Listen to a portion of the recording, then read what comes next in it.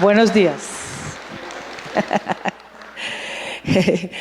Bueno, espero que hayan descansado muy bien. Yo por lo menos sí, lo hice. Y que hoy, pues estas 2 horas las hagamos rendir mucho. Yo sé que con el diálogo que tuvimos ayer en la tarde, se despertaron muchísimas inquietudes. Y que seguramente ustedes están tratando de interpelarse o de preguntarse, pero eso ¿cómo lo puedo yo aplicar en la pastoral, en lo que yo estoy trabajando? Y justamente ahí es donde quiero que hoy realmente podamos aterrizar como en esos concretos, cómo poder aplicar una intención transformadora en la pastoral donde yo estoy sirviendo en mi iglesia particular. Entonces yo tengo entendido que aquí hay agentes de pastoral de la salud, pastoral carcelaria, hay personas que están trabajando con población migrante, hay personas que están en comedores parroquiales o en las cáritas de las diócesis, hay personas que están trabajando incluso con centros de escucha. Digamos, hay una gran variedad de áreas de servicio. Y pues eso de alguna manera nos da una amplísima posibilidad de identificar nichos concretos desde donde podemos empezar a comprender cómo funciona la transformación desde la perspectiva del Evangelio. Yo quisiera usar como metáfora para explicar ese cómo lo que siempre tenemos muy al alcance de la mano. Allá en un pueblo, en un rancho, siempre hay una persona que con los años se volvió experto en reparar electrodomésticos. ¿Es así o no es así? En todos lados encontramos siempre por allá a alguien. Él no es ingeniero de sistemas, no es ingeniero electrónico, no estudió para ser experto en eso. Pero es el señor al que todos le llevan la licuadora, la plancha, el radio que se averió o el televisor, ¿cierto? ¿Alguna vez a ustedes se les ha ocurrido preguntarle cómo aprendió?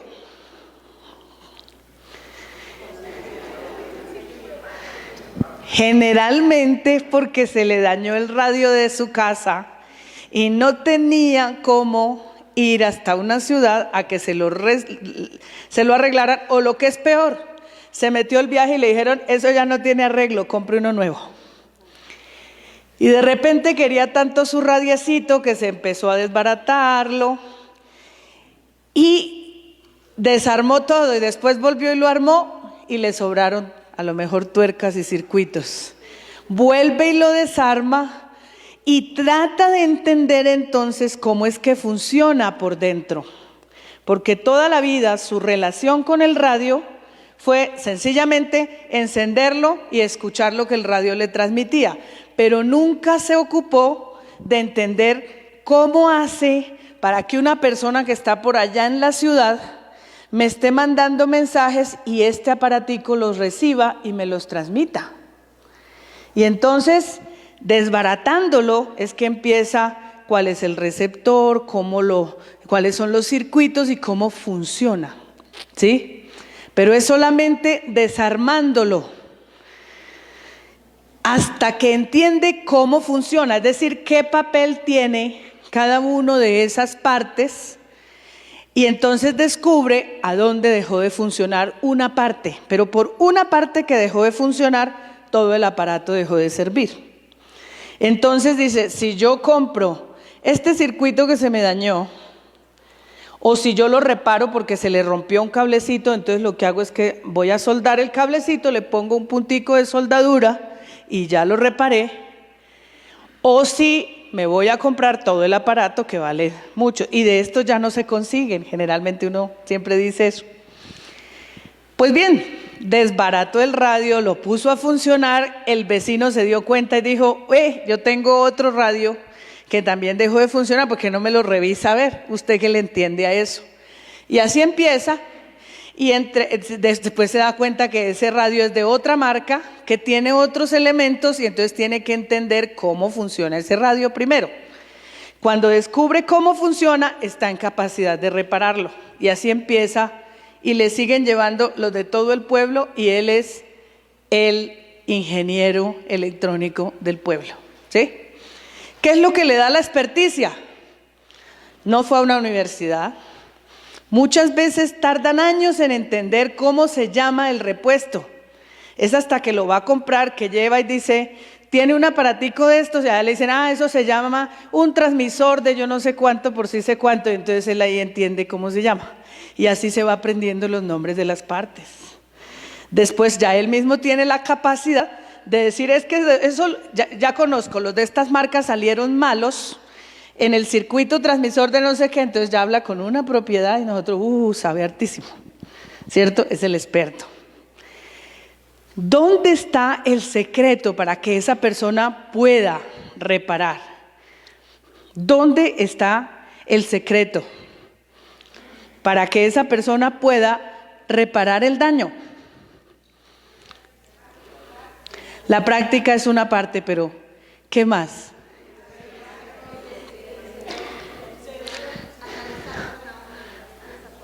Entender cómo funciona por dentro. Entender cómo funciona por dentro. Nuestra principal dificultad para transformar realidades es que no las entendemos. O las entendemos desde nuestros prejuicios y no nos ocupamos de entenderlas por dentro, sino que desde afuera, desde nuestros prejuicios, queremos llegar a cambiar las cosas. Entonces, si yo me aproximo al pobre y digo, está pobre porque es que tiene una mentalidad muy corta, y entonces a esta persona lo que le hace falta es conocimiento, entonces yo voy y le doy un curso en no sé qué y un curso en sí sé cuántas, y resulta que no me he puesto medianamente a enterarme de qué ha sido su historia de vida y cuáles son las dificultades reales que a esta persona le impiden acceder a oportunidades. A lo mejor el cambio no había que trabajarlo en la persona, sino en las condiciones con las que ha crecido. Porque fueron las que lo hicieron pobre y no necesariamente la persona. Lo que yo sí puedo es cultivar en él la capacidad de transformar ese entorno que lo ha rodeado y que lo ha limitado para acceder a oportunidades. Entonces, nosotros vivimos interpretando las realidades de los demás, a veces desde los escritorios, a veces desde las parroquias, ¿sí? A veces desde nuestra propia realidad que no se parece en nada a la realidad del otro. Y entonces estamos juzgando la realidad del otro de manera prejuiciosa, pero no nos preocupamos de entender cómo funciona esa realidad, ¿sí? Entonces, claro, por esas razones que con frecuencia nosotros entendemos que es más fácil replegarnos a seguir haciendo lo que no implica entender mucho. Entonces, a la larga, recoger despensas para los pobres y dar despensas a los pobres, hacer comedores para darles a los que tienen hambre, pues es más cómodo. Estoy resolviendo una necesidad puntual y es más cómodo. Y entonces nos vamos acomodando en unas formas de respuesta que no nos exigen entender cómo funciona este problema. El problema de eso es que, y me perdonan la expresión que voy a usar, terminamos siendo idiotas útiles de la realidad perversa a la cual eso le conviene. Entonces, ¿qué mejor? Unas estructuras de injusticia generadoras de pobreza le conviene tener a una iglesia dormida que siga recogiendo despensas y alimentando a los pobres que claman justicia. Entonces, cuando yo ayer les decía que la mitad del cambio empieza por hacer discernimiento permanente, profundo, dejándonos interpelar sobre la realidad, es esforzándonos por meternos desde adentro de la realidad y entender cómo funciona. Y eso nos exige un principio que tiene la transformación social y es la curiosidad paradójica. Y es que tenemos que cruzar de nuestra propia posición. Papa Francisco lo llama de una manera más fácil, la cultura del encuentro. Irnos hasta donde el otro, al encuentro de su realidad, abrazarla y tratar de entender sin juzgar. ¿Por qué piensa como piensa? ¿Por qué actúa como actúa? ¿Qué siente? ¿Qué vive? Y desde ahí, no justificarlo, pero por lo menos entender por qué está viviendo de esta manera. ¿Y qué ocurre alrededor de eso que afecta a otros de una manera similar? ¿Y cómo podemos entender, a la par de ver la realidad común en este pobre, este otro pobre, ver qué hilos hay detrás de eso? Es decir, el sistema de raíces de la maleza. ¿Se acuerdan que ayer hablábamos de la maleza? No quedarnos viendo lo visible de la realidad, sino irnos al fondo y tratar de entender qué relaciones hay detrás que, siendo disfuncionales, están generando estas estructuras de pobreza. Cuando yo digo qué relaciones, es porque la transformación nos enseña a ver la realidad desde una lente relacional. ¿Por qué razón? Bueno, porque nosotros entendemos que el ser humano no se realiza solo, individualmente, sino en sociedad. Esa es la dimensión social de nuestra fe. Entender justamente que el ser humano se va realizando en medio de un sistema de relaciones. En la medida en que sus relaciones no son sanas, no son funcionales, entonces todo empieza a limitar en el ser humano la posibilidad de realizarse según su dignidad. Es decir, según imagen y semejanza de Dios que habita en él. Entonces, si vamos por ejemplo en la familia, si hubo una historia de una familia disfuncional, cuando se refiere familias disfuncionales, ¿a qué se refieren? Familias que no lograron tener un sistema de relaciones sano. Primer problema para el ser humano. ¿Dónde aprendió a relacionarse? En la familia. Y la familia está basada en relaciones disfuncionales. Entonces ya este pobre prójimo va saliendo con defectos de fábrica, digámoslo así. Ya sale a la sociedad con una enorme dificultad, ¿sí? Para entender que necesita establecer relaciones sanas para realizarse. La familia es la escuela de las relaciones. Fíjense que en el 2014, Harvard publicó hacia diciembre del 2014 un estudio que realizó por 75 años. Y la pregunta orientadora del estudio es: ¿qué es lo que realmente hace feliz al ser humano? Y entonces trabajaron con población muestra de todos los estratos sociales, de todos los géneros, de todas las generaciones y en distintos lugares del mundo. Y el resultado de ese estudio concluye que el ser humano lo que lo realiza y lo hace plenamente feliz es construir un sistema relacional sano. Lo dijo hace 2000 años Jesucristo y no le creímos. Ojalá que a Harvard, por ser Harvard, le creamos. Porque lo que está en el Evangelio consignado es eso, es un Evangelio de las relaciones. Lo que hay en el Evangelio son las pautas para realizar nuestra humanidad, ¿sí?, en comunión con los hermanos, ¿sí?, estableciendo una relación sana con Dios, una relación sana conmigo mismo, con mi familia, con mi pasado y sobre todo con mi comunidad. Y esas es las implicaciones comunitarias de la fe. La persona que realmente ha tenido un encuentro personal con Jesucristo, en donde primero se le nota es en su capacidad de vivir en comunidad.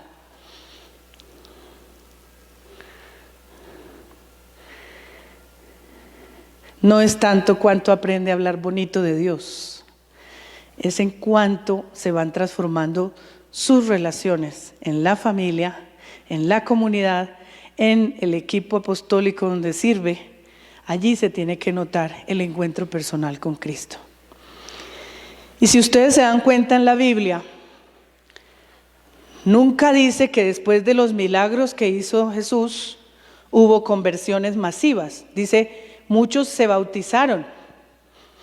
Pero donde la Biblia sí da cuenta de las conversiones es cuando Jesús se encuentra personalmente con la mujer samaritana, con Zaqueo, en esos encuentros personales empieza una conversión personal, pero una conversión personal que inmediatamente tiene un efecto hacia afuera. ¿Cuál fue? Pues el que solo se preocupaba por acaudalar, empezó a cambiar, ¿cierto? Empezó también a optar por los pobres, ¿sí? El que era prejuicioso empieza a ir con los otros. Cada quien empieza a tener un efecto transformador, no solo en su vida, sino en su sistema relacional. Entonces, hablemos de las relaciones familiares, las relaciones comunitarias, pero también las relaciones económicas, las relaciones políticas. Allí también se tiene que notar las relaciones sanas. La corrupción es apenas el síntoma de una relación enferma entre el ciudadano y sus instituciones. Y nos implica más de lo que creemos. Ayer yo lo explicaba. Si nosotros dejamos a las instituciones solas y solo las vemos como un cajero proveedor de servicio al que yo voy solo a pedir lo que a mí me interesa, eso es una relación disfuncional. Haga de cuenta cómo se sentiría usted si su hijo solo lo tiene para que usted le provea plata y no quiere ni que lo cuestione, no quiere nada más. Esa es la corrupción. El vacío de la ciudadanía siendo parte de lo público, de la cosa pública, de la construcción de la chivis en el Estado. Es que el Estado no son solo las instituciones, también es el ciudadano. El concepto de Estado involucra al ciudadano. Y entonces la corrupción no es sino apenas el síntoma de una enfermedad más profunda, que es unas relaciones políticas absolutamente disfuncionales. No estoy solo implicando al ciudadano, también el sistema político que hemos ido construyendo cada vez más está planteado para que se pueda robar, para beneficiar a unas élites y dejar al margen a otros o someterlos bajo la idea de esas políticas sociales. Digo sociales porque sociales no tienen mucho, en realidad son políticas subsidiarias que solo condenan a la menesterosidad a los ciudadanos, es decir, a vivir a partir de subsidios. Pero eso es para mantener sometidos a las comunidades dependiendo de votos. Así podemos ver cada una de las dimensiones, el tema de la casa común, el tema ambiental, es una relación disfuncional que como seres humanos hemos construido con la creación. Entendimos mal el mensaje de que el ser humano tenía que hacerse el administrador y entonces terminamos sometiendo a nuestros caprichos y pensando poco en las nuevas generaciones. Y entonces nos volvimos el peor depredador de la historia de la humanidad. Nos volvimos, como lo dicen fuertemente a veces en el internet, la peor plaga, porque es la que está destruyendo absolutamente todo, más que la misma naturaleza. Y la naturaleza nos está tratando de hacer visible que estamos por mal camino, que vamos camino a la destrucción y no somos conscientes todavía de eso. Pero todo tiene que ver con relaciones, ¿sí? Entonces, fíjense, cuando yo les digo entender cómo funciona la realidad, es poner la mirada más allá de los síntomas de la realidad y tratar de ver qué sistemas de relaciones están siendo disfuncionales para que esta realidad esté ocurriendo. Entonces, cuando yo estoy trabajando al servicio de los enfermos, no se trata solamente de ir a visitarlos, de llevarles un mensaje de esperanza, de llevarles la Santa Comunión, ¿sí? Y de repente estar atentos a sus necesidades, que les hace falta un medicamento, ayudárselos a conseguir. Es mucho más que eso. ¿Qué relaciones disfuncionales hay en torno al mundo de la salud y de los enfermos más vulnerables? ¿Sí? Primero, el sistema de relaciones de la familia o el entorno que está en torno a la persona. Siquiera nos preguntamos qué tipo de situaciones hay en la familia que podrían ayudarle a tener una calidad de vida mejor al enfermo, y cómo podríamos nosotros desde la Pastoral de la Salud evangelizar esas relaciones y transformarlas para que mejoren las condiciones de vida. Después, el acceso a los derechos de un enfermo, la salud como un derecho. Tenemos un sistema de salud que lo está excluyendo. ¿Cómo hacemos para integrarlo, incorporarlo? Y ahí tenemos la referencia del buen samaritano, ¿no? No solamente se encarga de darle el paliativo para el momento, sino que se asegura de que en su ausencia alguien más pueda seguirlo atendiendo y ayudando, ¿sí? Lo integra a una comunidad para que vea por él hasta que él pueda, diciendo, y yo me hago cargo. Y entonces, realmente nosotros tenemos la capacidad de ver cómo funcionan esos entramados relacionales, ya no solo en el plano familiar, sino en el plano comunitario, en el plano de las instituciones, para entender que y muchos enfermos del país, lo que más empeora su condición de vida no es propiamente su enfermedad, sino la falta de acceso a las oportunidades que otros sí tienen y que esta persona necesita para poderse sanar. A la par, por supuesto, de llevarle la Eucaristía, la Sagrada Comunión, a la par de llevarle el mensaje del Evangelio, podemos hacer mucho más que eso. ¿Estoy siendo clara? Un escenario de servicio de todos los que están aquí representados. Cada uno tendría que empezar a hacerse la pregunta, ¿cómo no solamente me quedo viendo lo que no está funcionando en el foco propio de mi apostolado, el migrante, el enfermo, el recluso, sino que amplío la mirada a ese sistema de relaciones y me doy cuenta cuánta conversión se necesita ahí? Y nosotros cómo podemos animar esas transformaciones, ¿sí? La transformación se hace con agentes de cambio. ¿Qué es un agente de cambio para ustedes? ¿A qué les suena eso?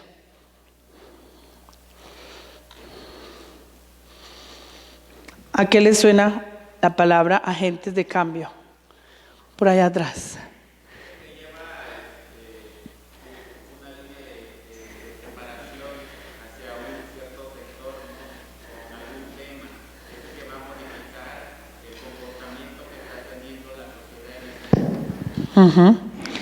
Un agente de cambio es en este caso una persona que es consciente de que él, por ser imagen y semejanza del Creador, tiene la capacidad de transformar realidades.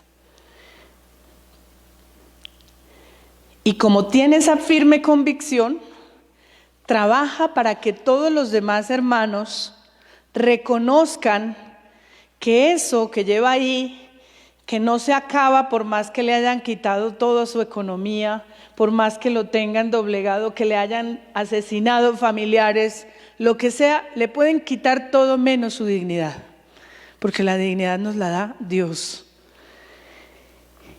Y que por lo tanto eso lo hace poseedor de la misma capacidad.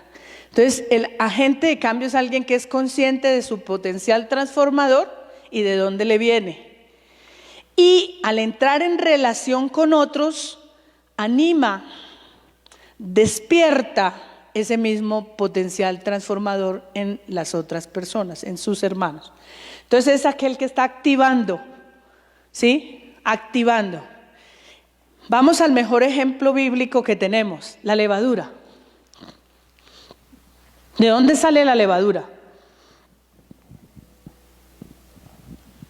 ¿De dónde? De la misma masa. La levadura es una porción de masa descompuesta. Por eso, antes del uso que le da Jesucristo, pues en la Biblia se le daba era usada con otras comparaciones. Era usada como sinónimo de corrupción, la levadura, porque es un pedazo de masa descompuesta y entonces la levadura era algo corrupto. Y Jesús la resignifica y dice, el reino de los cielos se parece a una porción de levadura que una mujer incorpora en la harina y la integra. Es decir, el agente de cambio es el que se mezcla con toda la masa y activa en toda la masa su potencial transformador. ¿Sí? Eso es ser un agente de cambio, ser levadura del reino. Y eso es lo que debemos ser todos los bautizados en el entorno donde Dios nos ha puesto. En la familia, en la escuela, en el trabajo, en el apostolado, pero también en la sociedad. Ahí es donde se nos tiene que mostrar, se nos tiene que ser evidente lo que nosotros tenemos. La fe. Ahí es donde tiene que hacerse muy evidente que nosotros somos discípulos de Jesucristo. En que donde quiera que estamos plantados, estamos detonando transformaciones y la capacidad transformadora en los demás. ¿Sí? Y eso solo se hace entrando en relación. No es diciéndole al otro lo que tiene que cambiar. Es entrando en relación. Por eso la levadura se integra en la masa, se hace una sola y a partir de ahí ayuda a que la masa dé punto. Ese es el papel del cristiano. Entonces fíjense que desde ahí rebatimos todas esas teorías de cambio que las ideologías a veces van inyectándole a la sociedad. Unos dicen que el cambio tiene que darse del poder del pueblo y hay que empoderar al pueblo y desde abajo hacia arriba. Eso seguramente les tiene que estar sonando mucho por estos tiempos por acá, en México. Otros dicen, no, ¿quién dijo?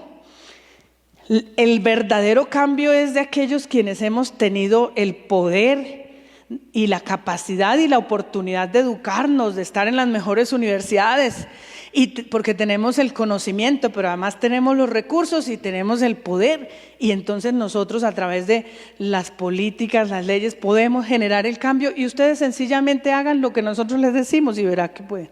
Generamos empresa y ustedes tienen trabajo. Esa es otra visión del cambio, de abajo hacia arriba. Después hay unas estructuras intermedias, que es lo que se llaman del centro, que dicen que no, que el cambio es del centro hacia afuera. Pero el Evangelio nos está diciendo, con todas las tres miradas hay que trabajar, pero el cambio real empieza desde adentro. Desde adentro de las personas, las que están en la base, las que están allá arriba y las que están en el centro. A todos hay que involucrar en el cambio. Mientras sigamos nosotros viendo a los que están en otras posiciones, en otros niveles, como enemigos, pues ahí solo vamos a estar peleándonos a ver en manos de quién queda el poder este sexenio. Y así vamos de mal en peor. ¿Ya? Entonces, el cristiano tiene que trabajar pues desde donde esté. Desde donde esté. Y desde ahí ser justamente ese que activa cambios. Entonces, decíamos, la palabra sinodalidad está sonando mucho ahorita, ¿sí? ¿Qué creemos que quiere decirnos la invitación a que seamos una iglesia sinodal, a que vivamos la sinodalidad dentro de la iglesia. Caminar juntos. Significa que nosotros como iglesia ya no tenemos que seguir replicando esos problemas en los que la sociedad se vive disputando el poder. Entonces también nosotros a veces copiamos ese mismo esquema y a veces entonces yo soy católico pero de la iglesia de la izquierda y otros de la iglesia de derecha. Y entonces vamos estigmatizando los buenos y los malos adentro de la iglesia, igualito como pasa en el campo político y en la economía. La misma historia. Y generamos esas brechas entre nosotros y entonces el Evangelio lo tiene más que advertido. ¿Sí? Así es como el enemigo se nos mete. Divide y vencerás. Dividir es la estrategia del enemigo para derrotarnos. La iglesia tiene muchas posibilidades, ¿sí? Pero para vivir todo su potencial transformador en las realidades de nuestros pueblos, tiene que comprometerse con la sinodalidad, con trabajar como una gran red, cada quien donde está, teniendo la capacidad de encontrarse con el otro, de sumar esfuerzos con el otro y trabajar en torno al bien común de nuestros pueblos, para que nuestros pueblos tengan vida digna.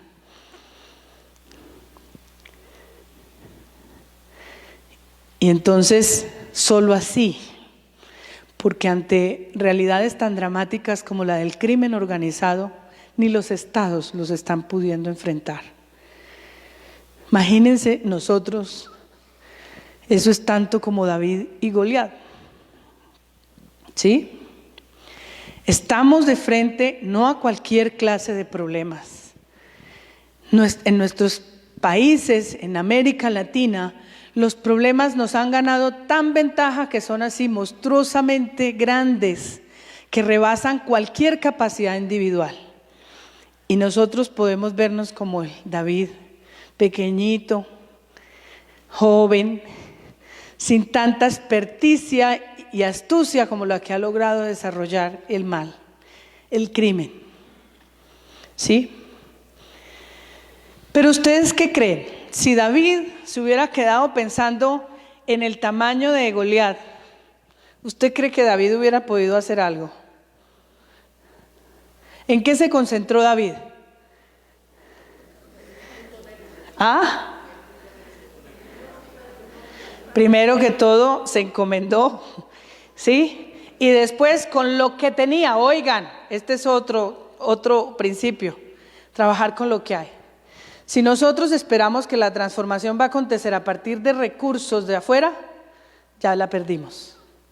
Trabajar con lo que tenemos. Lo que hace David es echar mano de su pequeña piedra y de su, ¿cómo se llama? La onda. La onda. Bien, es lo único que él tiene. Es que en Colombia le decimos a eso cauchera, pero bueno, la onda. Era lo que él tenía, pero además lo que él sabía manejar. ¿Sí? Y no se deja pasmar por el tamaño de Goliat y por la fuerza de Goliat. Sencillamente se invoca a Dios, reafirma su convicción de dónde viene su fuerza y actúa con lo que tiene, y en tratar de llegar al punto vulnerable de ese monstruo tan grande que tenía enfrente. ¿Ya? Pues eso nos puede pasar a nosotros. Claro, entender cómo funciona un mal como el del crimen organizado, vamos a encontrarnos con unas cosas increíblemente espantosas.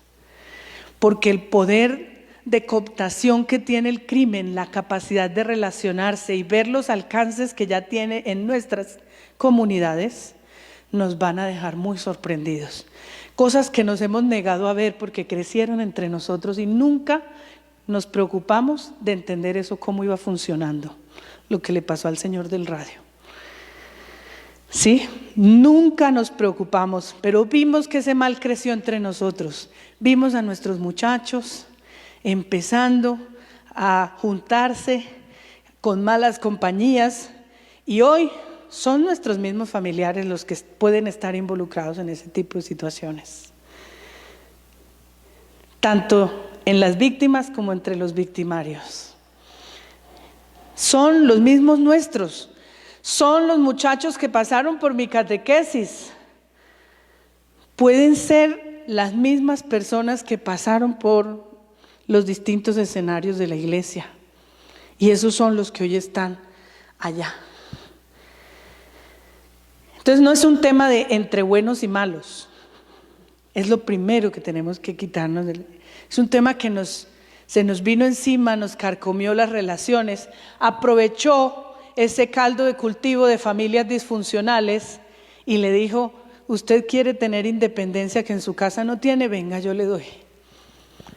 Aprovechó las condiciones injustas de las comunidades y le dijo: usted es un marginado, usted no vale nada para nadie, venga, yo le doy un revólver y una moto de esas de mucho cilindraje y verá cómo lo respetan. Hasta las chicas le llueven. Usted puede ser feo, pero tenga un revólver y una moto y verá que le llueven las chicas. Y entonces le van metiendo en el raciocinio del joven que prefiere morir joven y con unos recursos dejándole algo a su mamá y no viejo y pobre, porque es lo que él ha visto toda la vida. Y de eso se alimenta el maligno y le ofrece unas condiciones que la sociedad le ha negado, supuestamente. Lo que no le dice es el precio que tiene que pagar por eso. Y lo fuimos permitiendo, eso lo vimos, no podemos decir que no nos dimos cuenta. Eso lo vimos crecer entre nosotros. Y no hicimos nada para detenerlo. No hicimos absolutamente nada. Incluso algunas veces recibimos privilegios de ahí, porque mejoró la economía, porque pagan bien, y ahora nosotros estamos pagando el precio porque hay que pagar derecho de piso, hay que pagar por seguridad, hay que pagar por todo. Ahora ya no solo el monstruo se nos creció, sino que ahora nos toca mantenerlo. Entonces mantenemos el monstruo y además tenemos que mantener al gobierno. Y ninguno de los dos finalmente está trabajando por las condiciones de vida dignas que el pueblo necesita. Entonces, cuando empecemos a adentrarnos en esa realidad, nos vamos dando cuenta el poder de cooptación que tiene ese monstruo, ¿sí? Y luego cómo llegan a acaparar y atrapar las instituciones. ¿A quién le sirve a los ciudadanos peleados contra sus instituciones? Que el ciudadano diga: no me meto en política porque eso es una guarida de rateros. No me gusta ese tema, mejor yo en mi iglesia, que allá estoy yo tranquila. Igual peleo con las señoras del otro grupo, pero no hay problema. Allí por lo menos yo sé con quién me enfrento y punto. En el escenario político no. Entonces nos peleamos contra las instituciones y se las servimos en bandeja de plata, porque el crimen necesita cooptar las instituciones, no porque quieran gobernar, sino porque las necesitan para blindarse con impunidad. Y para eso se compran una alcaldía, un gobernador, financian campañas y se apropian de las instituciones porque las necesitan a su servicio, dándoles impunidad. Y así vamos descubriendo. ¿Sí ven cómo el mal sí entendió lo de los 4 niveles de la transformación? Se valieron de sus vacíos personales y se lo cooptaron a usted. Se valieron de las dificultades relacionales y se cooptaron las necesidades de un regulador de la convivencia, porque en muchos lugares quien regula la convivencia es el crimen. ¿Sí? Usted no confía en su vecino, yo le resuelvo el problema, pero usted me tiene que pagar impuesto. ¿Ya? Se valieron de los vacíos, de la incapacidad de resolver problemas entre nosotros y se cooptaron esa función de reguladores de convivencia. Se valieron de nuestra desidia contra las instituciones y cooptaron las instituciones para garantizarse impunidad. ¿Qué nos queda faltando? Se están cooptando los sistemas económicos, se están cooptando todo, los recursos naturales, todos se están cooptando. porque todo es parte del negocio. Y nosotros todavía no hemos podido entender que la evangelización tiene que llegar a irradiar, así como una quimioterapia, así tiene que llegar y meterse desde la persona, sus relaciones, las estructuras y los modelos de vida con una dosis de evangelio, con el mensaje transformador, el evangelio, ¿sí? Permitiendo que esa visión de Isaías sea una realidad, que la palabra solo retorne a Dios cuando haya hecho su papel de irrigar y hacer fecunda la tierra, ¿sí? Es decir, que haya hecho su efecto transformador. Pero para eso necesita agentes de cambio que, en nombre de ese mismo mensaje, asuman su potencial transformador y detonen ese mismo potencial en otros. Entonces esos somos los agentes de pastoral, levadura del reino, en esos ambientes donde estamos, en todos los ambientes donde estamos, no es solo en la pastoral, insisto, en la familia, en la escuela, en el trabajo, en todos los lugares que estamos, tendríamos que estar allí siendo agentes de cambio. Entonces, lo de la sinodalidad no es otra cosa que asegurarnos de que funcione, ¿sí?, la espiritualidad de comunión que hemos tenido en toda la vida de la iglesia bajo el reflejo de la Trinidad, ¿sí?, la comunión trinitaria, que nos muestra cómo es que funciona la unidad perfecta en medio de la diversidad y tener la capacidad de entrar en comunión con el otro y cada quien desde lo suyo hacer presente el reino. Entonces entender que a la jerarquía le toca una parte, entender que a los cleros les toca una parte, que a los laicos en los distintos ámbitos les toca una parte, pero todos tenemos que trabajar con una mirada común. Y eso es lo que buscan ser nuestros planes pastorales, nuestros planes de evangelización. ¿Cómo hacemos para construir una visión compartida de cómo llevar adelante la buena noticia en estos ambientes concretos en nuestras comunidades? Entonces, por eso nos está diciendo el Papa Francisco, primero, divididos no va a funcionar. Segundo, metidos en las cuatro paredes de la parroquia o de la diócesis tampoco va a funcionar. Nos necesita en salida, porque es que no vamos a poder entender desde adentro la realidad si esperamos que la realidad venga a nosotros. Entonces nosotros seguimos siendo como un banco, al que si usted necesita dinero tiene que venir y retirar. ¿Sí? Así nos volvemos, proveedores de servicios pastorales. Entonces, si quiere comer, tiene que venir a pedir su despensa o tiene que venir hasta el comedor parroquial. Por eso es que vemos la realidad tan compartimentada, porque unos piden comida, otros piden ropa, y entonces sencillamente dispensamos cosas.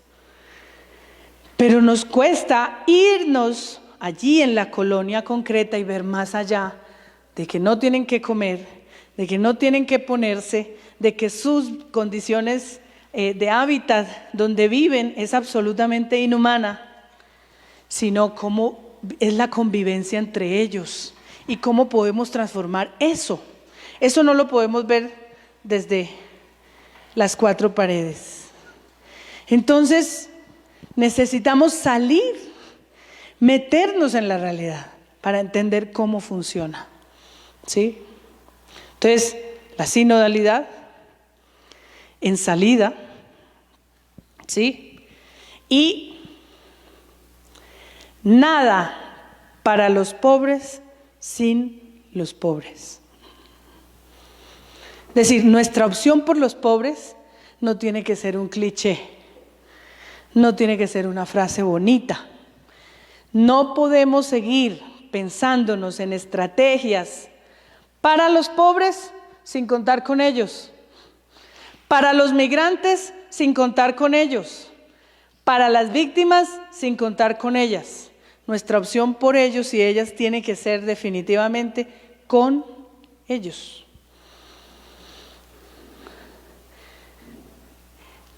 ¿No creen ustedes que varía el resultado si yo me pregunto qué le falta a esta persona para vivir dignamente?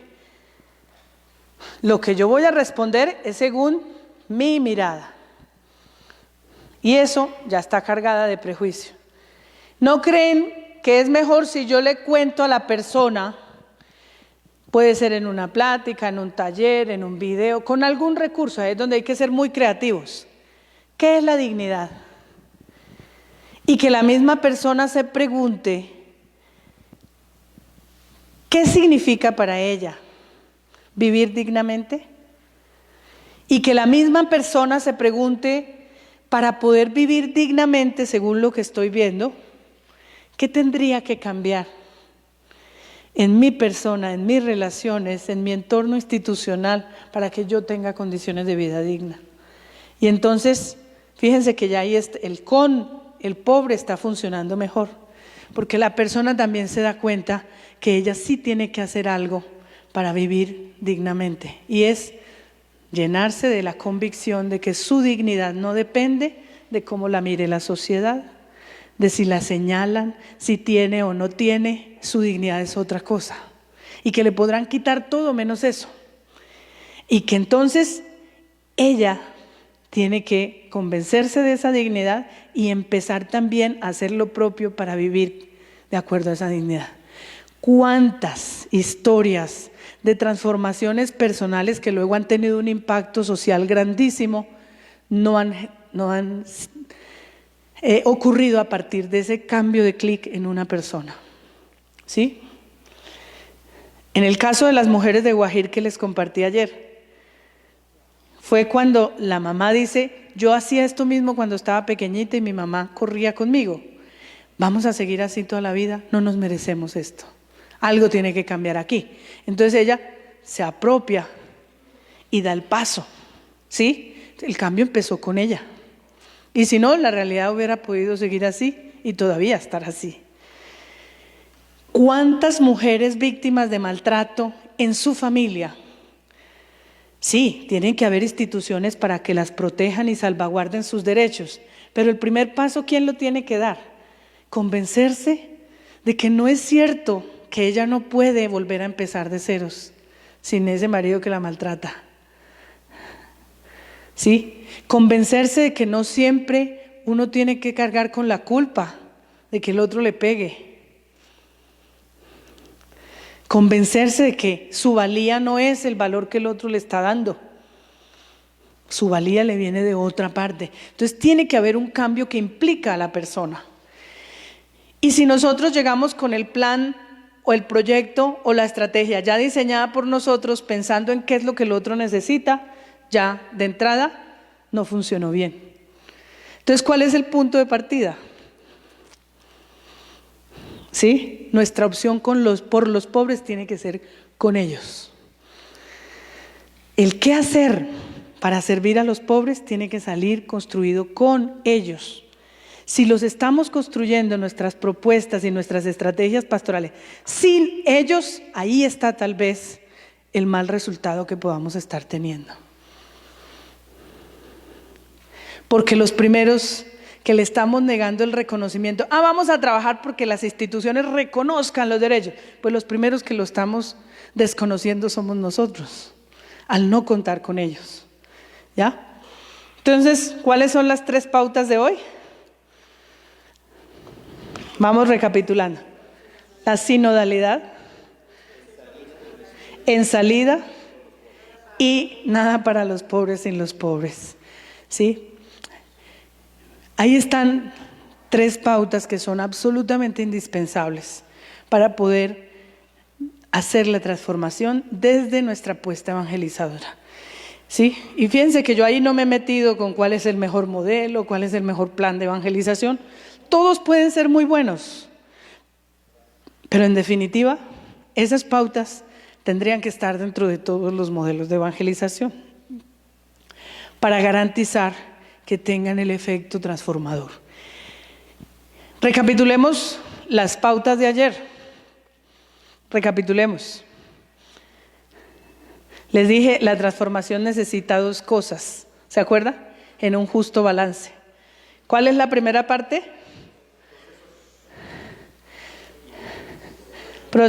Sí, pero antes de eso les hablaba yo del discernimiento, ¿no? Entender cómo funciona la realidad, ¿sí? No solamente quedarnos viendo la parte sintomatológica de la realidad, sino hacer verdaderos discernimientos constantes y profundos. Y luego embarcarnos, sí, en hacer la experiencia de aprender en la propia práctica. ¿Se acuerdan? Cuando les hablaba de comunidades de aprendizaje.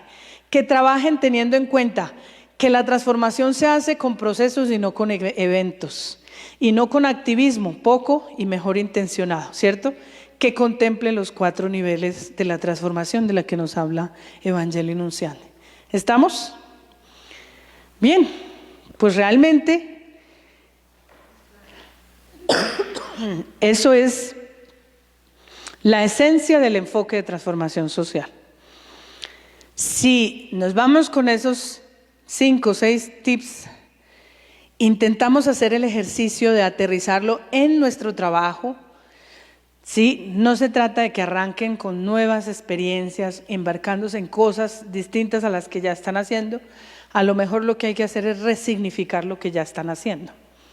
Entonces, la invitación es allí donde usted está haciendo su trabajo, con mujeres, con migrantes, con reclusos, con, digamos, niños, niñas víctimas de explotación, con pobres, sencillamente población en vulneración extrema. En cualquiera de estos escenarios donde ustedes ya están, ustedes pueden perfectamente hacer transformación. De tal manera que sea como la primera experiencia del señor que tuvo que reparar su radio. Cuando ya entiendan un poco cómo es que funciona la transformación, se van a empezar a animar a hacer un poco más, un poco más, un poco más. No hay otra manera, se los puedo advertir. Ustedes pueden tomar conmigo 20 diplomados si quieren y no va a pasar nada. Si ustedes solamente creen que de aquí la tarea que les queda es ir a contarles este rollo a otros. No es transfiriendo y haciendo réplicas de talleres, no es lanzándose. Es lanzándose, pero ya, y no hay otra manera de aprenderlo. Eso se los puedo garantizar por conocimiento de causa. No hay otra manera. ¿Sí? En YouTube tenemos varias experiencias documentadas. Ustedes pueden ver varios videos. Ustedes digitan Gente Solidaria en YouTube y ahí van a encontrar muchas de las experiencias que hemos ido documentando. Van a ver ejercicios desde un comedor parroquial, cómo entendieron la transformación, perdón, y cómo han logrado hacer transformaciones de condiciones de vida. Entonces, como en un comedor parroquial, creo que se llama Miranda Cauca, lo hemos visto en algunos escenarios, en un comedor parroquial pasaron de darle los almuerzos a los niños hacer toda una estrategia de dignificación de la vida familiar de esos niños, involucrando a sus madres, y llegaron incluso a hacer política pública y garantizarles una vivienda digna a esas familias. ¿Está claro? Entonces, ahí van a encontrar ustedes muchas experiencias en comunidades, en colonias, en equipos apostólicos, cómo ellos han intentado hacer esta labor de transformación desde las pequeñas cosas. Preguntas, resonancias, ¿qué hora es? ¿Cómo estamos de tiempo? 6:15. ¿Qué hora es? ¿Tenemos 15 minutos? Falta 1 hora. Bien, está bien. ¿Preguntas?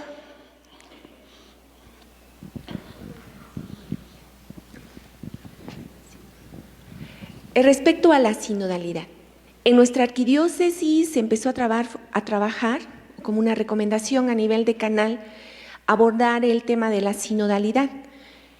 apoyados del documento de la sinodalidad, y tuve la experiencia en nuestro decanato. Entonces se ha planteado o se maneja que la sinodalidad es caminar juntos, ¿no? Así, todos nos lo aprendimos. ¿Qué es la sinodalidad? Caminar juntos. Y qué chulito nos vemos, ¿no? Pero tuve la oportunidad, me invitaron para que compartiera ese tema de la sinodalidad.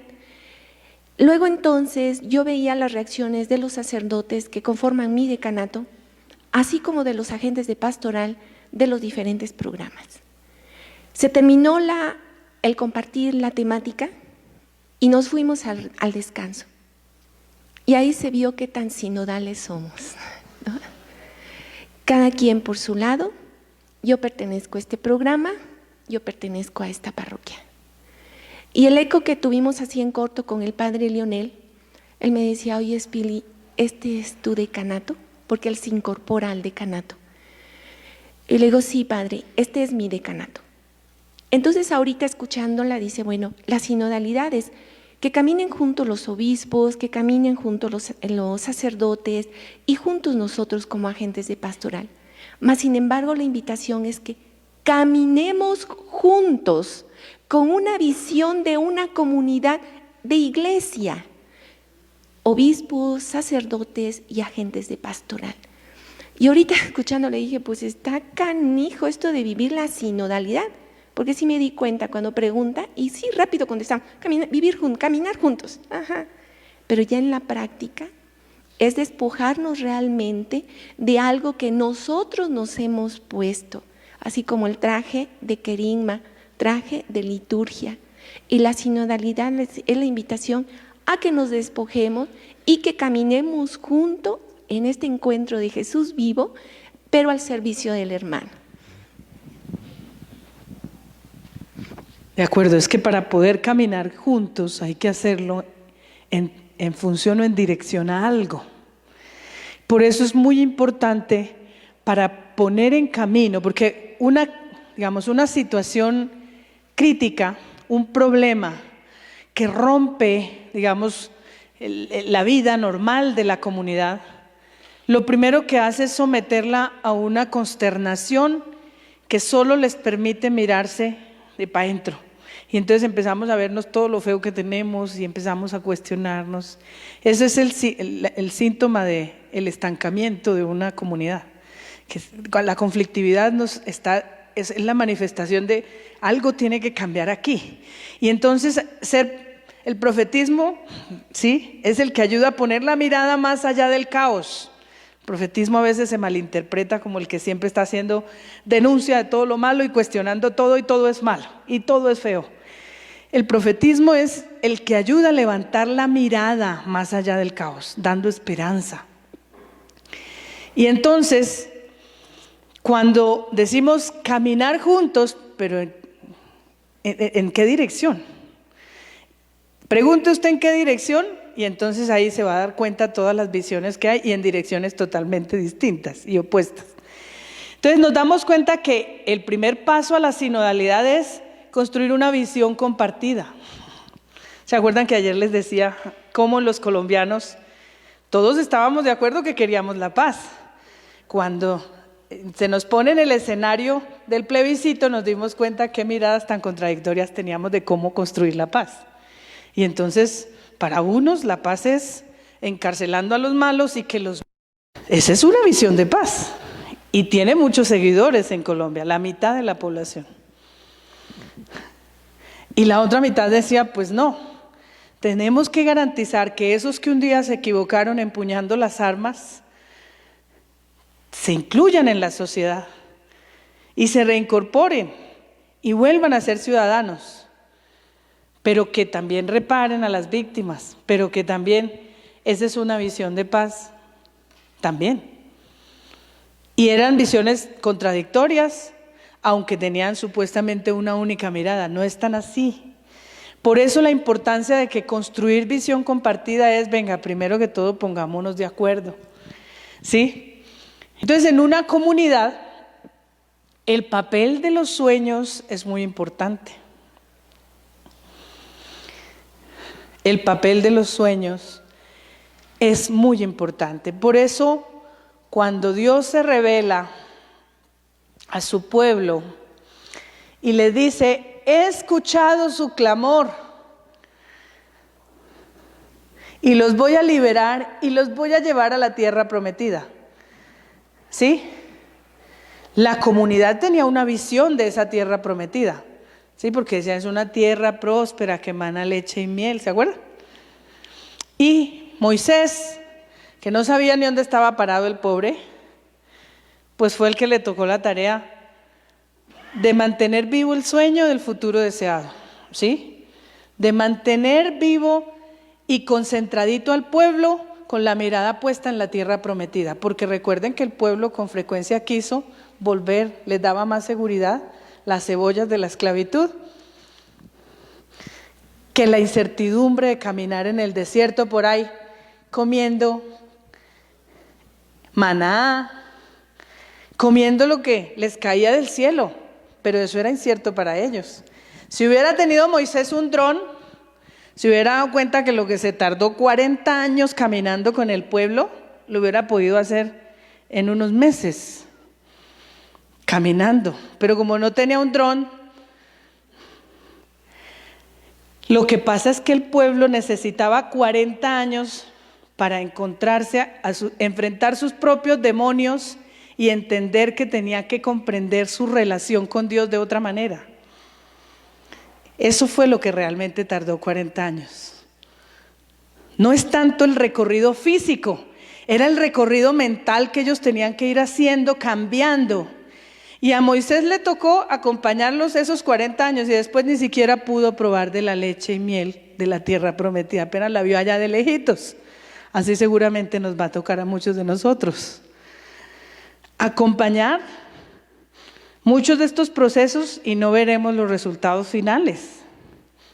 Tal vez los contemplemos así de lejitos, pero no nos toca a nosotros hacerlo con la esperanza de cosechar los frutos finales. Porque el tiempo del recorrido no nos corresponde a nosotros decirlo, sino lo que corresponde es mantener al pueblo. Sí, ese papel de Moisés es una visión del acompañante de estos procesos. Mantener al pueblo con la mirada de todos puesta en la promesa del reino, en la promesa de la tierra prometida, ¿sí? Cada vez que se equivocaban, que se querían poner a pelear, que se querían poner a conflictuar, entonces volvía Moisés y le preguntaba a Dios, ¿y ahora yo qué hago? Se me está saliendo de las manos. Y volvía con alguna respuesta para volver a poner en camino. El papel de Moisés era eso, mantener vivo el sueño, ¿sí? En el pueblo. Y segundo, mantenerlos en la misma dirección, caminando juntos en la misma dirección. Y por eso es que lanzarnos a un proceso de transformación, lo primero que nos exige es visión compartida. ¿Eso qué significa? Pues pongámonos de acuerdo. Sí, porque para mí vida digna puede ser una cosa y para el otro vida digna puede ser otra totalmente distinta. Por ejemplo, las cosmovisiones entre indígenas y campesinos son totalmente distintas. Y entonces lo que es vida digna para el uno, para el otro puede que no lo sea. Y entonces, claro, en la visión del campesino, el indígena es un sinvergüenza que quiere las tierras para dejarlas ahí, ni las produce, ni las cultiva, sino que las deja. Y el indígena dice, pues gracias a eso usted respira. Cada uno tiene visiones distintas, porque el campesino entiende que la tierra es para producirla y que entonces hay que vivir bien a partir de lo que produce la tierra en todo su potencial productivo. Y entonces condiciones de vida es que tenga condiciones para producir cultivando bien las tierras, que tenga condiciones para poder comercializar lo que él produce, es otra visión. Y el indígena, y si en un territorio confluye población indígena y población campesina, entonces ¿qué vamos a hacer? ¿Cuál es el buen vivir que queremos para unos y otros? Ahí está el desafío. ¿Cómo ayudar a construir visión compartida con esas dos miradas tan distintas? Ese es el desafío que solo el Evangelio puede conseguir. ¿Sí? ¿Qué va a pasar en una familia? Por ejemplo, donde ya tenemos 4 generaciones y la visión que tiene la bisabuela de iglesia y la que tiene el jovencillo adolescente de iglesia son tan distintas. ¿A cuáles de esas visiones? ¿Cómo poder hacer una visión compartida intergeneracional? Que un poco de eso abordó ayer el padre Rogelio. ¿Sí? Ese es el desafío. Entonces la sinodalidad sí nos implica un esfuerzo primero, y es visión compartida. Ese es un primer ejercicio, antes de decir caminar juntos, pero ¿para dónde? ¿Para dónde queremos caminar? ¿Y cómo queremos que sea el recorrido? ¿Sí? ¿Cómo queremos que sea el recorrido? Ahí es donde construimos la ruta. ¿Sí? ¿Para qué sirve un horizonte?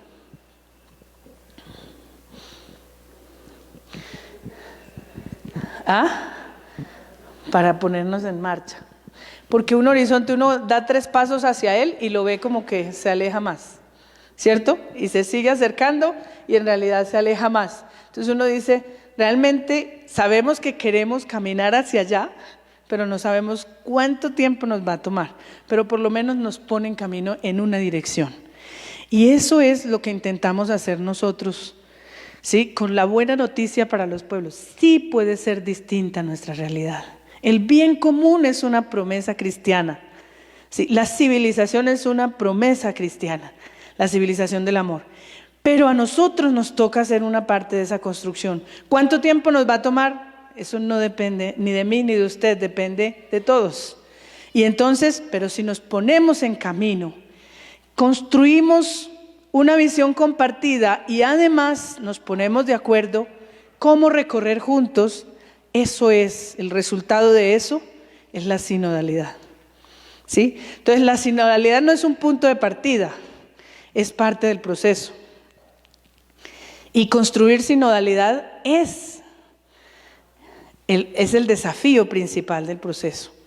Porque cuando logramos que una comunidad se cohesione en torno a algo, ya tenemos ganado un muy buen porcentaje del proceso, ¿ya? Entonces, esta tarea de hacer sinodalidad dentro de la iglesia es parte del ejercicio, porque mientras sigamos atomizados, va a ser muy difícil que logremos verdaderas transformaciones. Entonces, ¿cómo vamos entendiendo que cada quien puede hacer un poco dentro de una misma realidad? Entonces, yo les voy a poner en un imaginario ideal, ¿sí? En una colonia donde hay muchos problemas de consumo de drogas, pandillas, donde el crimen organizado no deja trabajar, digamos, ahí donde pasan todas las 7 plagas juntas. Y decidimos como iglesia entrar ahí a evangelizar.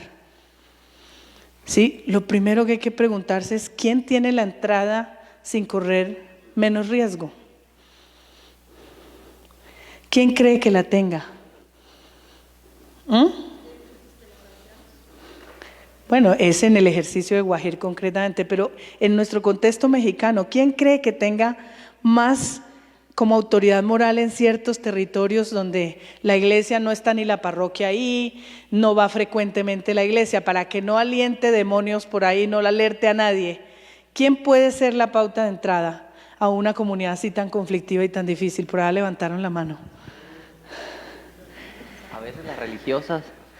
A veces las religiosas. ¿Quién más creen ustedes? La catequista. ¿Cuántos de los sicarios que están por ahí no han pasado por su catequesis?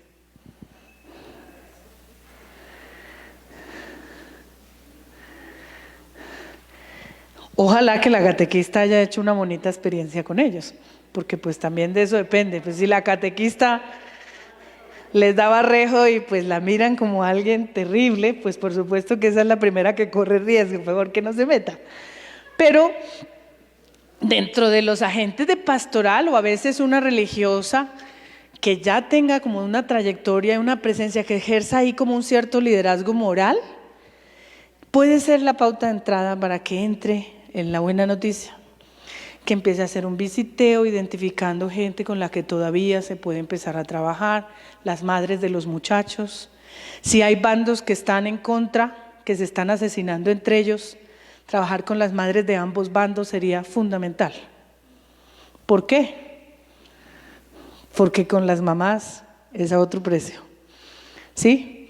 Y de repente empezar con ellas todo un trabajo de sin juzgar, sin hablar, todo un trabajo de acompañamiento, de repente la Eucaristía, ¿sí? Y empezar todo un ejercicio donde ellas mismas puedan encontrar un lugar seguro donde contar cuánto les pesa toda esa realidad, el miedo de saber que sus hijos salen y no saben si van a volver, que puedan tener un espacio seguro a donde confluir. Fíjense que no son ni las víctimas, no son las madres, pues son víctimas de otra manera, ¿no?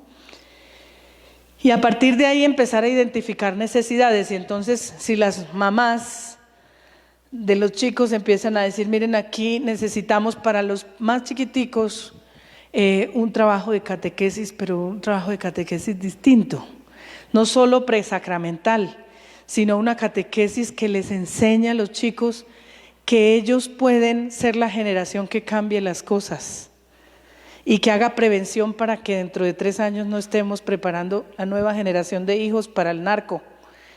Y entonces preparemos a 4, 3 catequistas que quieran ir en ese contexto a trabajar con los más chiquitos de esas familias, de lado y lado, siempre tejiendo entre opuestos, porque eso es lo que hace que no nos vean parcializados en un lado o en el otro. Y entonces, un comedor, por ejemplo, en Bogotá hicimos para dirimir conflictos entre pandillas en esos territorios donde el microtráfico ya se afinca y se disputan entre pandillas el control del negocio. Los comedores parroquiales se volvieron una estrategia porque a través de los niños llevábamos a los jefes de las pandillas y gracias a eso lográbamos experiencias de desarme, de negociación, ¿sí? Para pacificar ciertos territorios en Bogotá. Eso ha sido una estrategia fuerte en Bogotá y Medellín sobre todo. Entonces, pero fíjense que no es trayéndolos, venga, manden los niños a la catequesis, no, es la iglesia en salida yendo allá. Sí, porque muchas veces ellos buscan los sacramentos. Y nosotros, muertos de miedo, pues si no les bautizamos el hijo nos matan. Pues entonces les bautizamos el hijo, pero no pasa de ahí.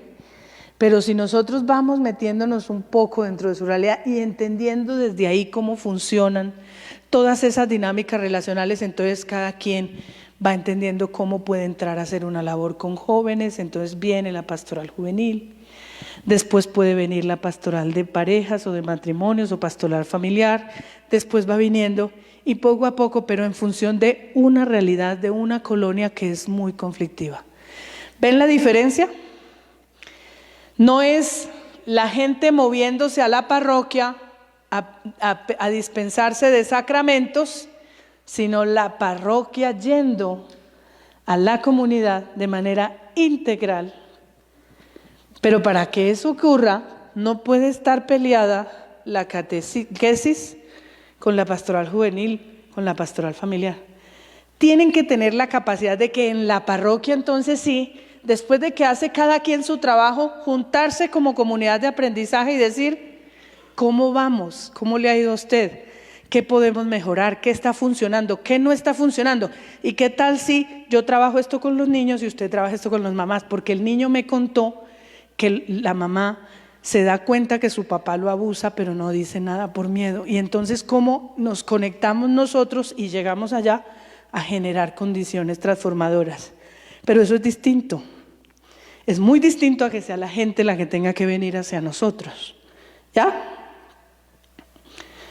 ¿Vemos la diferencia y qué nos implica una iglesia en salida?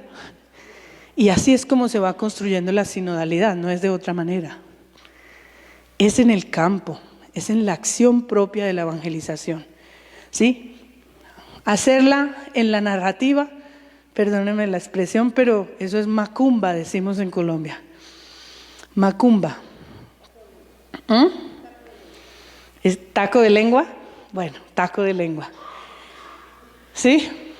Porque realmente no necesitamos más narrativas. Ya en la carta, en la exhortación, lo dice claramente qué es lo que espera de una iglesia sinodal.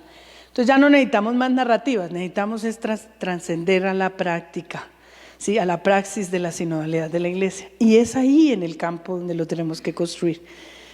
Entonces, por eso yo les digo, no se piensen en cosas muy grandes, piensen en algo muy pequeñito, ¿dónde empezar?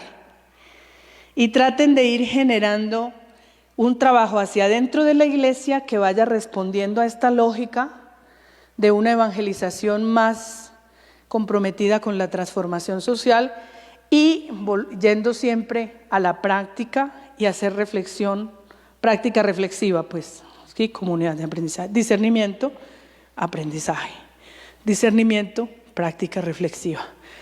¿Estamos? Bien. ¿Alguna otra pregunta? Por aquí, por acá.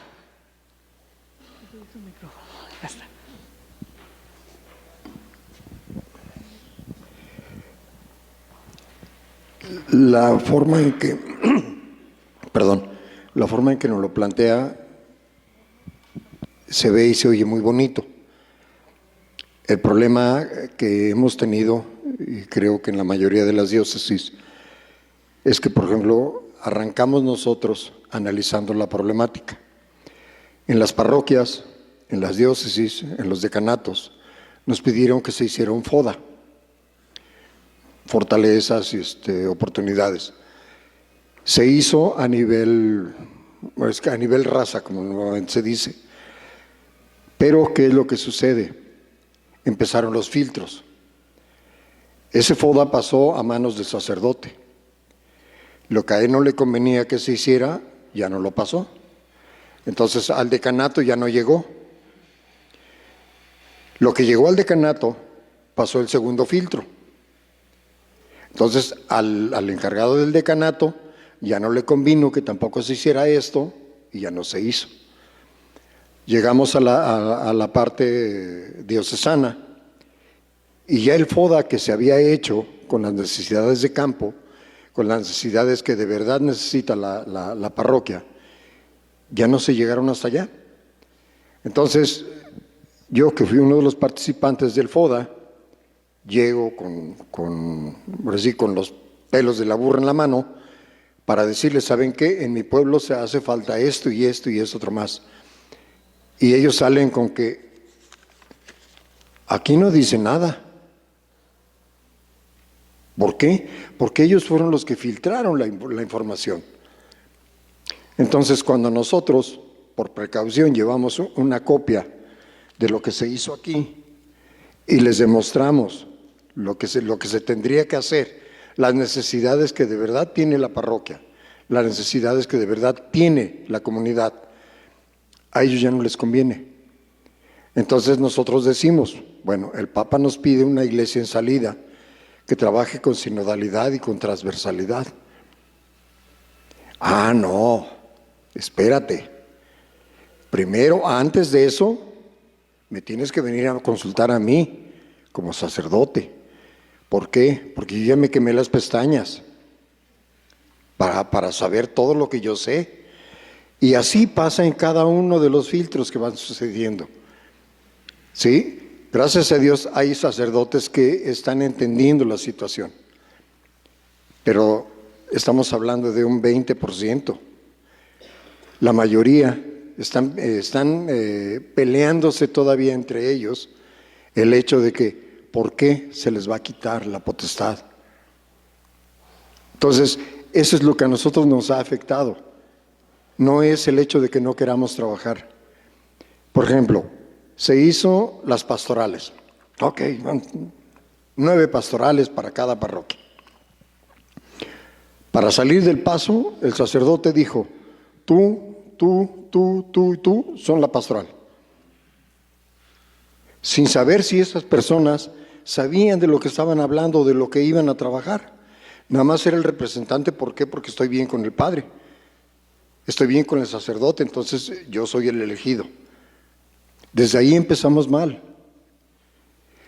Cuando hay personas que de alguna manera se preocupan por la realidad, ahí es donde ya no nos conviene. Entonces yo llego, por ejemplo ahorita, llego a mi parroquia y les digo, ¿saben qué? Fui a tomar el curso de pastoral social.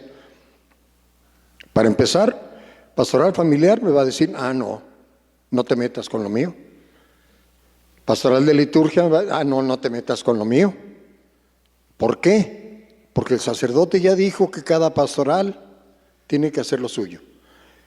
Y ayer, en las pláticas que nos han dado las personas que nos han expuesto sus experiencias, nos dicen que todas las pastorales deben trabajar al mismo camino. ¿Por qué?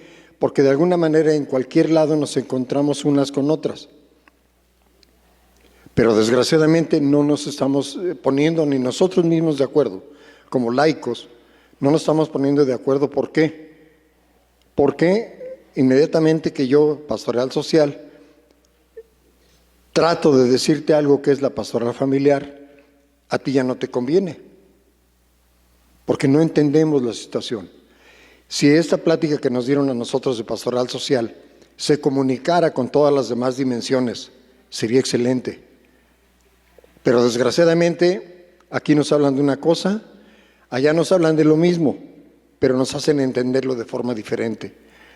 Esa es la problemática que tenemos. No es que no queramos trabajar, no es que no podamos trabajar, es que nos está costando trabajo hacer que entiendan que la sinodalidad, como dice usted, es irla formando poco a poco para que trabajamos por un bien común. Pero no estamos trabajando por el bien común, sino estamos trabajando para el bien de alguien en común, y eso no se vale.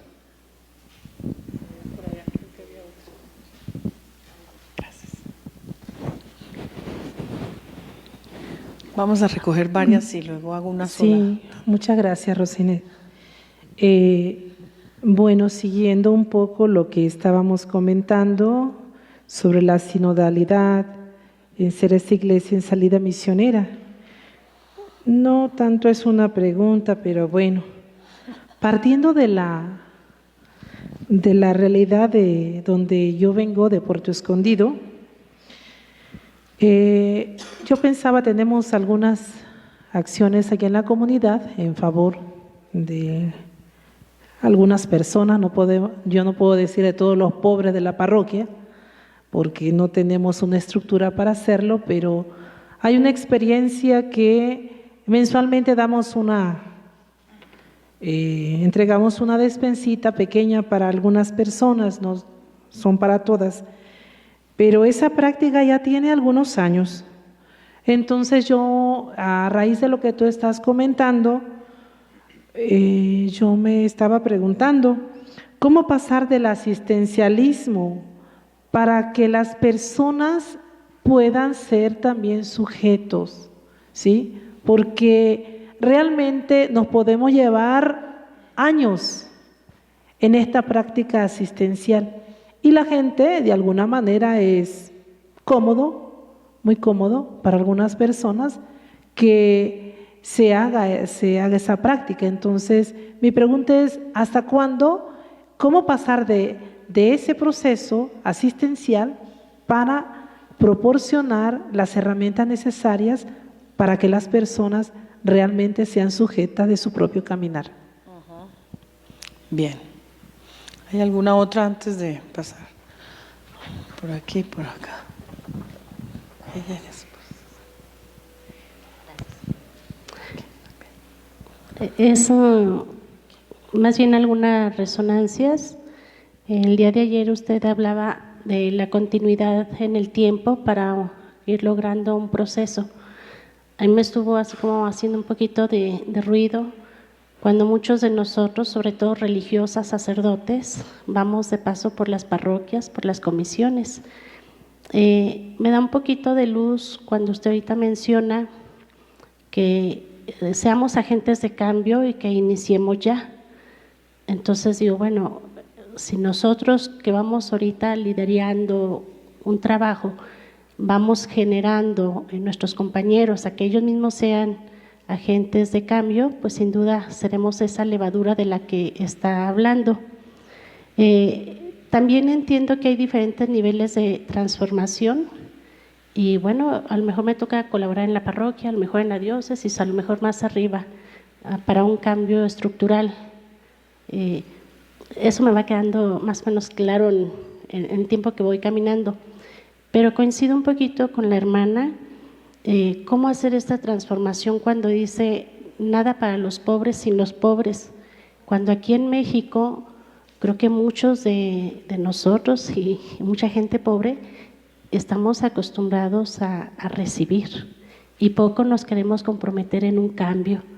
Hemos vivido, yo creo que de diferentes experiencias en que queremos propiciar un cambio en las personas y prefieren retirarse a comprometerse para ser ellos mismos protagonistas de su propio cambio. Tenemos enfermos renales en Aguascalientes que les ofrecemos la oportunidad de ir un poquito a trabajo, no depender, y prefieren ellos seguir limosneando para que les den para sus tratamientos de hemodiálisis, sus medicamentos, a esforzarse un poquito y trabajar, ¿verdad? Es un ejemplo entre otros. Entonces, es bien difícil nuestro trabajo de transformación en una sociedad donde el mismo gobierno nos alimenta que seamos dependientes de otros.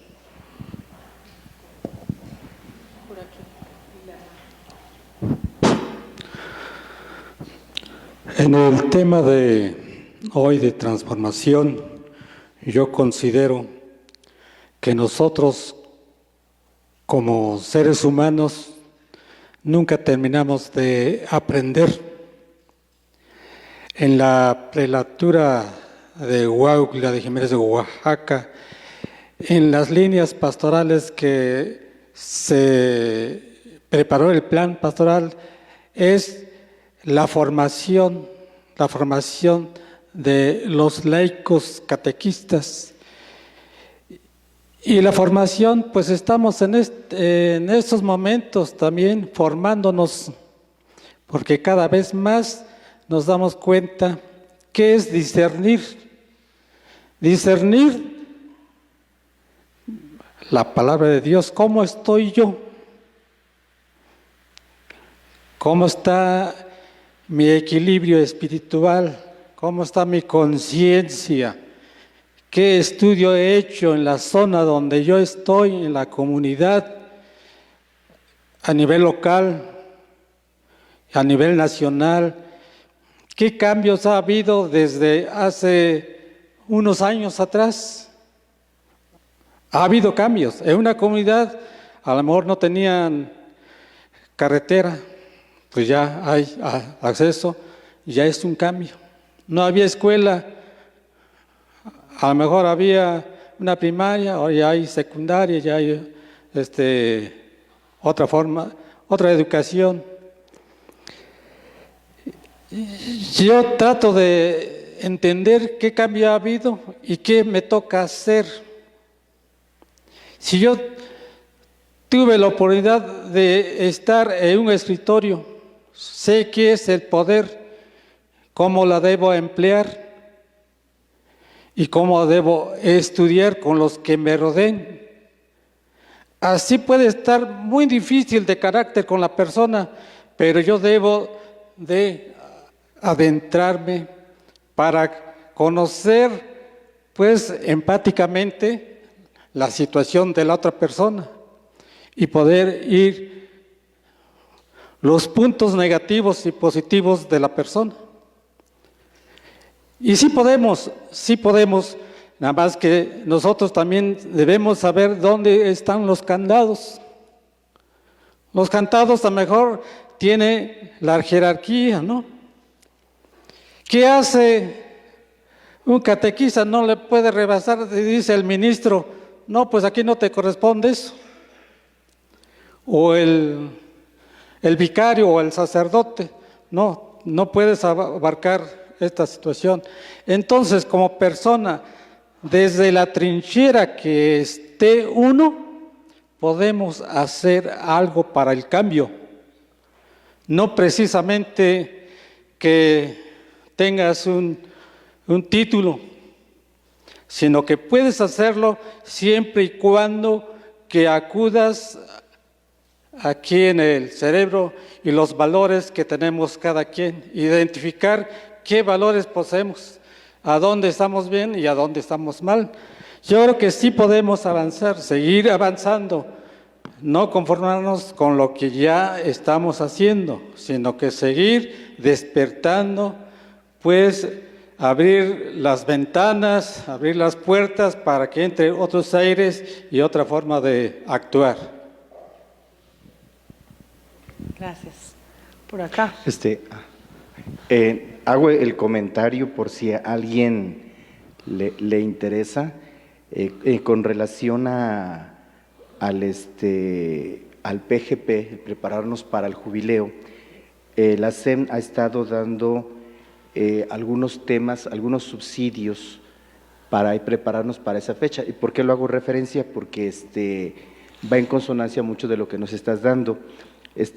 Hay temas, por ejemplo, el de sinodalidad, transversalidad, una iglesia pobre para los pobres, conversión pastoral, que va mucho en consonancia de todo lo que nos estás diciendo. Entonces, por si alguien quiere un poco de literatura para profundizar esto que nos estás dando, yo los tengo y los puedo ir pasando por si alguien lo necesitara, porque sí están, o sea, va mucho en muchas de las cosas que nos estás diciendo, por supuesto, va mucho en consonancia y nos puede ayudar a profundizar. Pues eso podría a lo mejor ir en el material, en las memorias, para que todos lo tengan. O sea, creo que podría ser una buena ayuda. Okay. Unos subsidios. Por aquí y por ahí la hermana creo que también. Sí puedo. Gracias. Si me lo permite, este proceso de transformación que ha llevado a cabo en Colombia, ¿cómo ha ido transformando su propia vida? 1. Y 2, ¿cómo le ha hecho para resguardar su propia seguridad? Bueno, escuchemos la última y ya vamos haciendo una ronda de respuestas. Bueno, pues yo solamente quisiera retomar un poquito la invitación que ya en la mañana el señor obispo nos invitaba, ¿no? Que también nos hablaba pues de la sinodalidad, y bueno, pues ya nos invitaba que pues debe ser de una manera de transversalidad con todos los grupos o dimensiones. Ayer también ya el padre César también puntualizaba la importancia de cómo no solamente nosotros, nuestra concepción de trabajo solamente o de misión sea desde la pastoral social, sino también desde la pastoral litúrgica, la profeta, la social. Y pareciera que hay muchos confrontamientos a veces del sacerdote para con los laicos para con o el sacerdote para laicos, y así estamos como pues ahí en desacuerdo. Para todos hay, a todos nos decimos, y creo que estamos en un solo campo de misión. Antier nos hablaba el padre que vino a darnos un tema muy importante, que nos hablaba también desde la palabra, la escucha de la palabra, y también nos acentuaba un poquito ahí desde nuestro bautismo, ¿no? Creo que si nosotros tuviéramos un poquito desde esa convicción, esa vivencia, desde lo que nos invita el ser bautizados, dejaríamos de estar así como que tú trabajas por un lado, tú trabajas por el otro, tu misión es esta y yo creo que no. Como bautizados, el Papa, el señor obispo, los laicos, el sacerdote, todos tenemos un compromiso. Yo creo que desde ahí, hablando desde la sinodalidad, tendríamos que sentir ahora sí esa fuerza desde nuestro bautismo, que todos somos uno, como nos dice el Evangelio de San Juan, que todos seamos uno en la sinodalidad. Y no estaríamos con tanta división. Lo que sí también se nos, retomo lo que decía el señor obispo en la mañana, y a mí me venía personalmente a la mente qué importante sería que tanto pastoral litúrgica, profética y social, pues recibiéramos, pues yo creo que toda esta orientación que nos ayuda a tener un camino, a un proceso de transformación y tal vez empezando desde una conversión personal. Porque decías hace rato, empezar desde dentro. Muchas veces como que nuestra visión va desde fuera y la queremos traer hacia adentro. Y entonces si nos vamos viendo desde fuera, le estamos viendo como la paja a todo, pero no vemos aquello que da vida desde dentro. Y entonces yo creo que y los procesos no van de lo grande a lo pequeño, sino de lo pequeño a más. Y si nosotros no empezamos de lo pequeño a más y queremos empezar de lo grande a lo pequeño, eso no va a resultar. Y tenemos que empezar, bueno, yo digo en lo personal, desde una conversión personal. Si yo no hago eso, siempre voy a estar culpando al otro. Y aquí nadie es culpable, y si somos culpables somos todos. Tú decías algo importante, cuántas cosas hemos dejado de ver y que han avanzado y que en este momento de la vida nos han hecho mucho daño y nos están haciendo mucho daño y nos estamos dejando llevar por eso. Como que replicar más lo que nos hace daño y no darnos cuenta dónde estamos y dónde tenemos que empezar. Y creo que eso empieza desde nuestro ser personal, para que podamos nosotros hablar pues de una vida digna y de una transformación. Creo que es muy importante la conversión personal. Y cada quien sabemos a dónde estamos. Gracias. Gracias, hermana. Bien, como nos quedan solamente unos minutos, voy a intentar responder. Y más bien, si en el transcurso de los descansos alguien más quiere conversar, conversamos. Solamente quiero, pues, como intentar responder con algunas pautas muy concretas. La primera es, no podemos pensar en los cambios como primero tiene que darse este cambio y después el otro y después el otro. En realidad sí hay unos cambios que son indispensables y que hay que arrancar por ahí, pero todavía no ha terminado de concluir ese cambio cuando yo ya tengo que ir encontrando otros ámbitos de transformación. Por ejemplo, si yo llego a la conclusión de que el cambio empieza conmigo, entonces hasta que yo no me convierta, no va a transformar nada hacia afuera. Entonces yo dejo de pedir la conversión de los demás cuando yo me convierta, y eso pues no, eso es un proceso que nunca acaba. Entonces nunca voy a hacer nada de para afuera porque yo no estoy cambiando todavía del todo. No es así. De hecho, que gráficamente en las diapositivas que les van a incorporar en su memoria, yo siempre lo represento gráficamente en unos círculos contenidos unos dentro de otros. Es decir, el cambio personal se irradia y está por dentro del cambio relacional. Porque si cambia la persona, eso se tiene que ver reflejado en el cambio de relaciones. Si cambian las personas y las relaciones, eso va impactando el cambio en las estructuras y en los modelos de vida. Así es como funciona la evangelización. ¿Sí? Así es como tiene que funcionar. Eso es lo primero. Entonces, no es que primero hay que convertir a todos los padres para que esto funcione. Pues no. ¿Qué es lo que yo tengo más al alcance de mi mano y lo que sí está conmigo la posibilidad de transformar? ¿Sí? Miren, insisto, no nos frustremos en las expectativas, afirmémonos en las convicciones. El cambio es posible y eso implica estarlo confirmando en el lenguaje, pero miren, eso nos pasa todo el tiempo en la formación. Nosotros estamos diciendo un discurso muy bonito de que el cambio es posible. Ayer trabajé 3 horas intentando convencerlos de que el cambio es posible. Y anoche todos, pero todos gritaban: ¿a quién le importa lo que yo haga? Yo soy así, así seguiré, nunca cambiaré.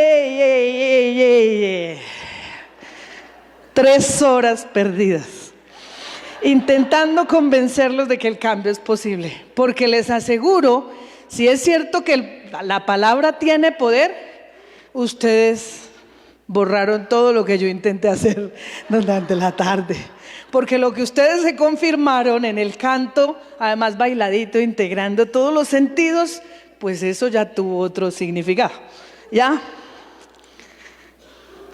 Eso nos pasa todo el tiempo en nuestros escenarios formativos. Eso nos pasa todo el tiempo en la formación.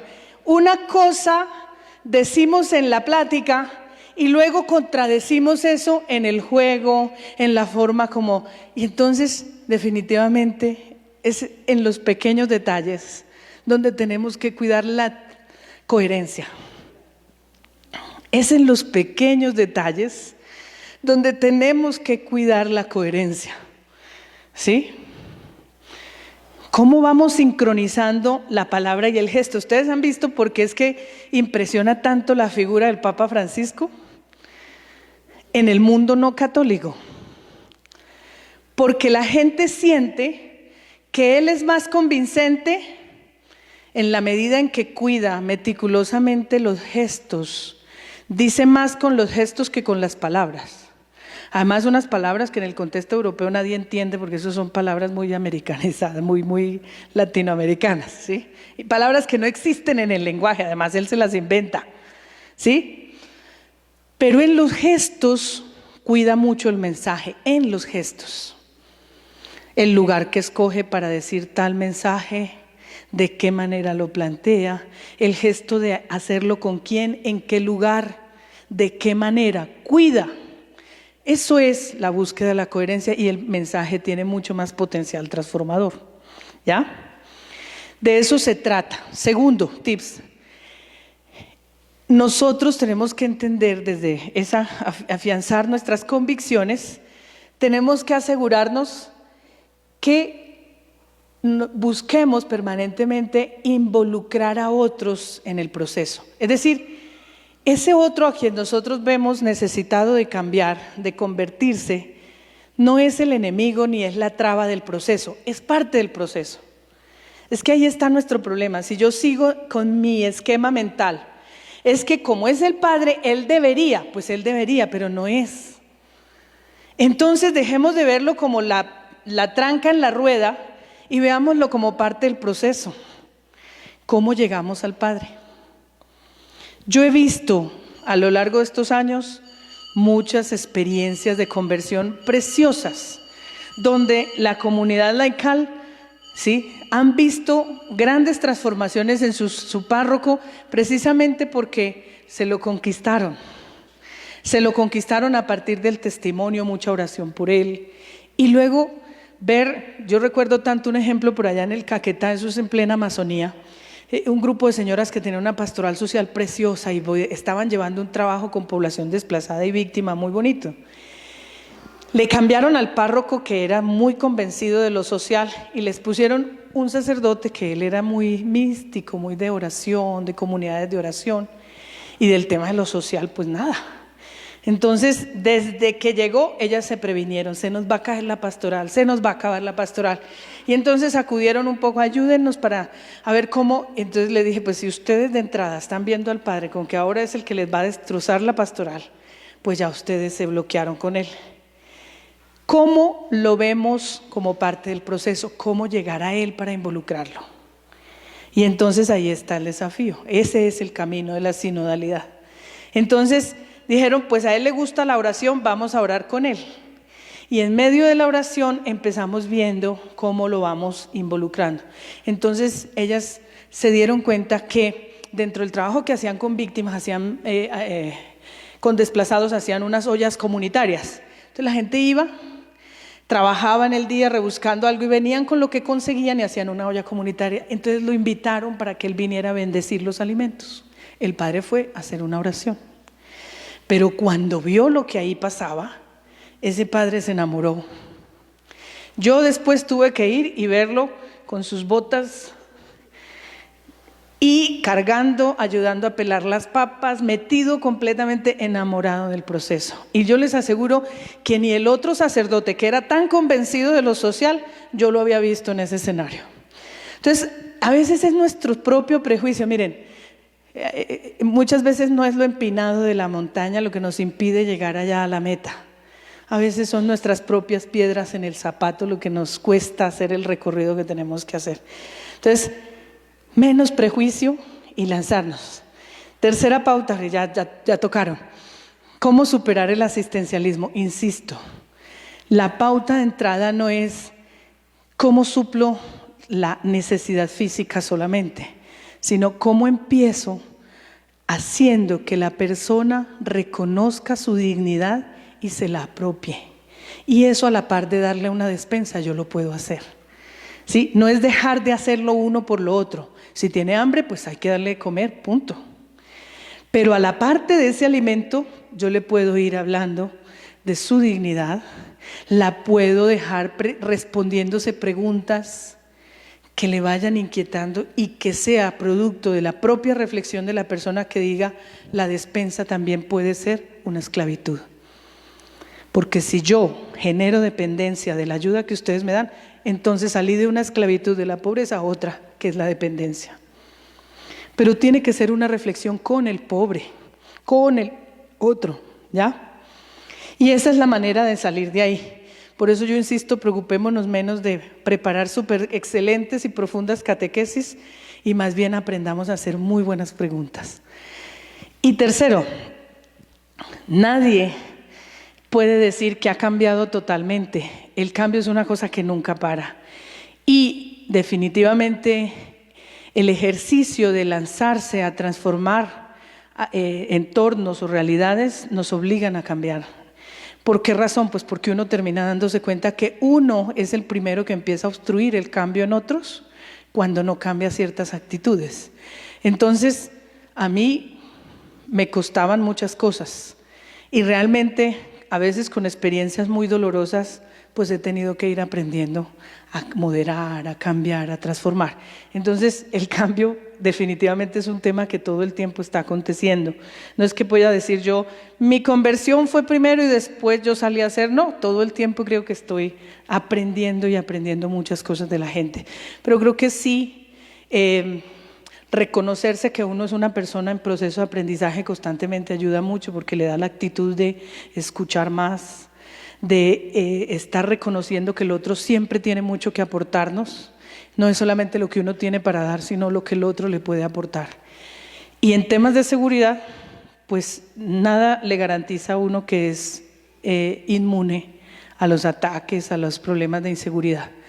Yo he pasado por problemas de atentados y este tipo de cosas, pero lo que sí tengo absolutamente claro es que no involucrarme no me pone a salvo. Mucha gente no se metía con nadie y le pasó. Y el día que les pasó, se dieron cuenta que qué más da. Dejamos pasar más cosas porque tuvimos miedo de involucrarnos y eso no nos puso a salvo. Entonces, mejor que si nos va a pasar algo, que nos pase trabajando. Y esa es la convicción que tiene que alimentarnos. Así es que con eso termino. Gracias. Muchas gracias a Rosa Inés Floriano.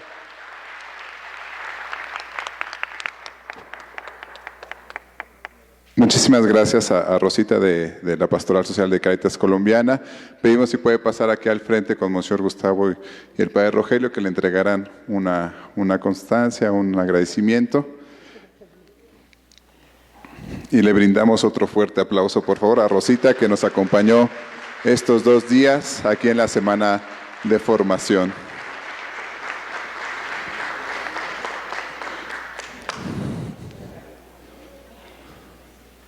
Ok, para la foto, para la bonita foto.